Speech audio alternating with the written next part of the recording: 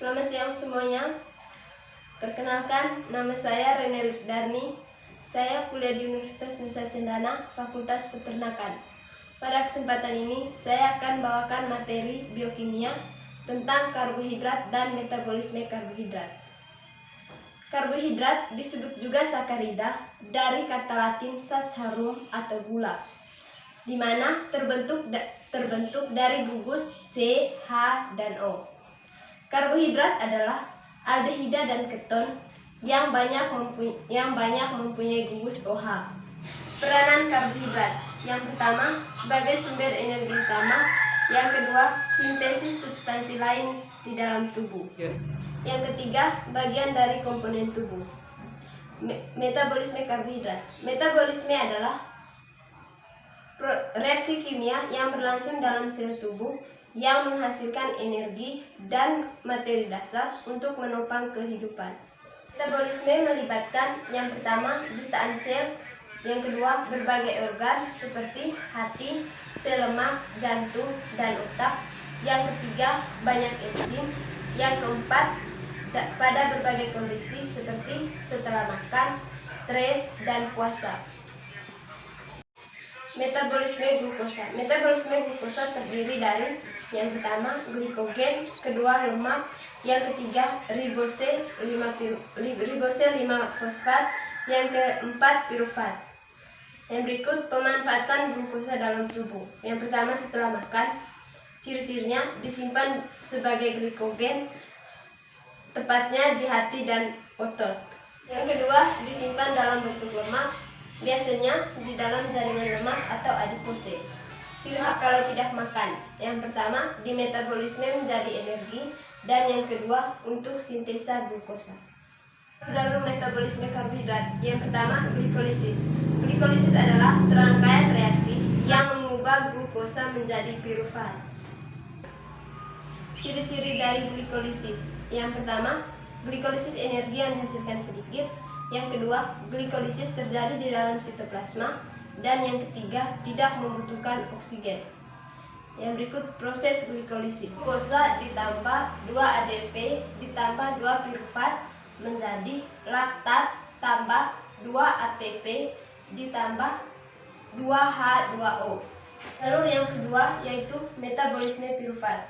3 pemanfaatan pirufat. Yang pertama, dikonversi menjadi laktat atau anaerobik. Yang kedua, dikonversi menjadi alanin atau amino asid. Yang ketiga, memasuki TCA cycle via jalur pirufat dehidrogenase asam sitrat. Yang pertama, ciri-cirinya: dalam keadaan aerobik, siklus TCA menghubungkan pirufat pada oksidatif phosphorylation. Yang kedua, terjadi di dalam mitokondria. Yang ketiga, menghasilkan 90% energi yang dilepaskan oleh pakan. Yang keempat, caranya adalah mengoksidasi asetil koenzim A menjadi CO2 dan menangkap energi sebagai NADH atau FADH2 dan ATP. Yang kelima, total ATP dari glukosa. Caranya: yang pertama, anaerobik glikolisis menghasilkan 2 ATP ditambah 2 NADH. Cara yang kedua, aerobik metabolis menghasilkan glikolisis ditambah TCA. Jalur yang keempat yaitu glikogenesis atau pembentukan glikogen. Yang pertama, hati atau liver. Di dalam hati, glukosa dirubah menjadi glikogen ketika glukosa darah tinggi dan dirombak kembali ketika glukosa darah rendah.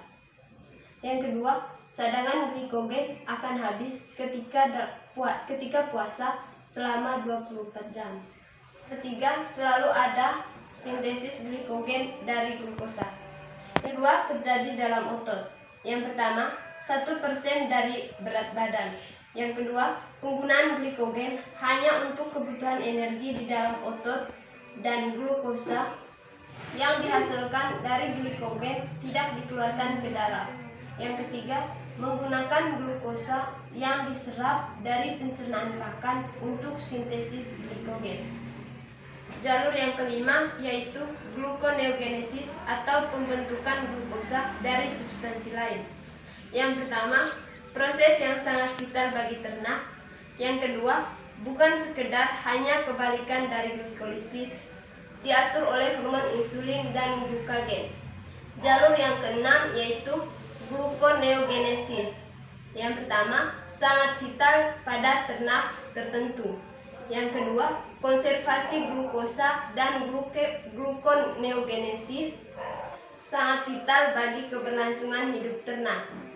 Yang berikut, sintesa glukosa dari prekursor non-karbohidrat. Yang terakhir, terjadi pada umumnya di hati, tetapi dapat juga terjadi di ginjal dan usus kecil. Sekian.